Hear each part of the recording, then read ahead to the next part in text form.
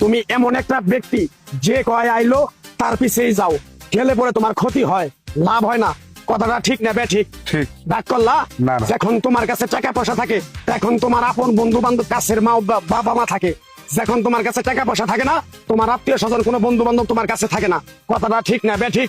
ঠিক। রাগ করলা? না, না। এই কথাগুলো আগে পিছনে কোনদিন বলছিলা? না। তুমি মানুষের পিছনে যায় হাজার হাজার টাকা পয়সা নষ্ট করো, তোমার পিছনে এসে কেউ 10টা টাকা ক্ষতি করে না।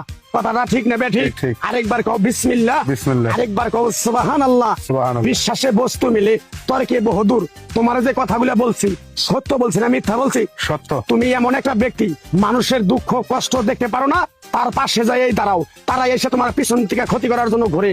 কথাটা ঠিক না ঠিক? ঠিক। রাগ করলা? না। কিছুদিন আগে একটা বিপদে পড়ছিলা, অনেক বন্ধু বান্ধবের কাছে 10-20-50 হাজার টাকা হাওলা চাইছো, তারা তো ফোন করেই নাই, তোমার সাথে এখন যোগাযোগ বন্ধ করে দিছে। কথাটা ঠিক না ঠিক? ঠিক, ঠিক। রাগ করলা? না, না। এই তাবিজ গাছ গাছরা দিয়া কারো কাছে টাকা পয়সা নিয়ে খাই না, তোর কাছ থেকে সামান্য কিছু টাকা নিয়ে আমি একসঙ্গে হোটেলে খামু, দিতে পারবি? পারবো। পারবি? পারবো। হাইট লাগবো না, তোর মনটা খুবই বড়। কেউ 50 টাকা চাইলে তোর 5,000 টাকা দিয়ে দেস। কথাটা কি করছি বুঝতে পারছ? জি। আরেকবার কবি বিসমিল্লাহ। বিসমিল্লাহ। বিসমিল্লাহ বলার সাথে সাথে তুই আমারে 500 টাকা দিবি, তোর এক টুকরা গাছ দিয়ে যাবো। এই গাছটা তুই নিয়ম কারণ মাইনা ব্যবহার করবি, আল্লাহ তোরে মুক্তি করবো। কথাটা কি করছি বুঝতে পারছ? জি। আরেকবার কবি বিসমিল্লাহ। বিসমিল্লাহ। তোরে